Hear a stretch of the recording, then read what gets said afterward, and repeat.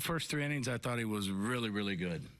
And then they tacked on a 3 and a 3 in the fourth and the fifth. He just kind of lost command. He was pitching, for me, moving the ball around very effectively, good curveball, pitching aggressively in, and, kind of struggled to do that in the fourth and the fifth inning. So after the fifth, we just trying to hold it there. Was he out of gas? Or just wanted to maintain what chance you had at that point? Yeah, no, I mean, we felt like, after the two tough innings there that, we were just going to try to hold it there, bring in Flynn, see if we could get, 2 or 3 out of him. Did a great job of cruising through the first 2 and started to run out of gas a little bit there in the, in the 8th inning. And then what made Sonny Gray so successful? All the things that you would think, spotting his fastball well, heading the count, got, real quick decisions in the at-bats, really good curveball, good slider, mixed it up. Yeah, right. The infield single in the 8th that allowed them to score their 7th run, is that for Dozier just a matter of experience and logging games, just to know how to play that?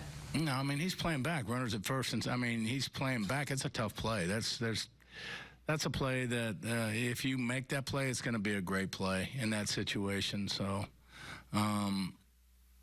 to be quite honest with you, and I think Dozier's done a really nice job coming up here, and he's had only played 2 or 3 games in AAA at first base, but has played first base here every game and has done a pretty nice job.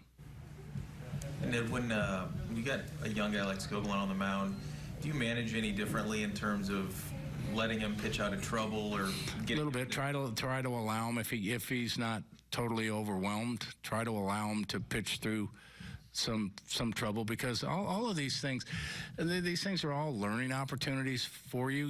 Adversity is good.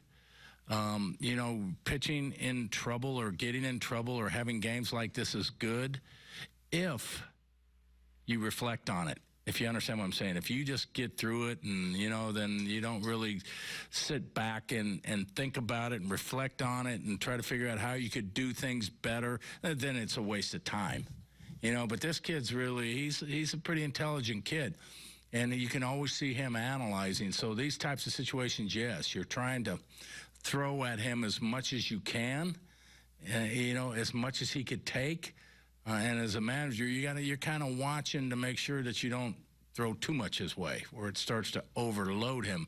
But I haven't had the sense that that's been the case with him at all.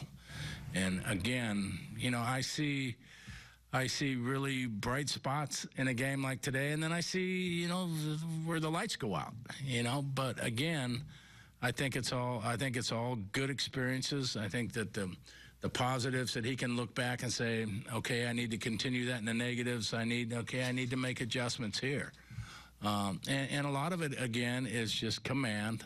A lot of it is aggressiveness, a lot of it is staying on the attack and pitching aggressively in and then moving back out, especially. He did a great job the first 3 innings with their big hitters. He did a really, really good job of keeping them off balance. He was buzzing the ball in on them, and then started to, lose command a little bit in the fourth and the fifth, and that all kind of went away. And then, of course, you see the results.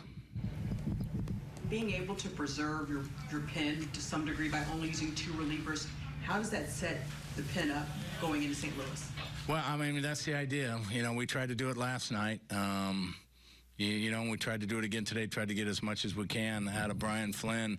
But, nationally, game's different. You can't run your starting pitcher out there. It's just a different game. So your bullpen, you need to have it at best you can, at least going into a tough series where you've got your main guys ready to go, and we've got that. We've got, Keller and McCarthy and Hill and Herrera. They're ready to go in that game, which is good. The issue you run into is we used, a long guy last night in Smith and a long guy today with Brian, and we just need to make sure we get a little length tomorrow. But if not, we're still covered. We still got enough 2-inning guys down there where we can cover it. So.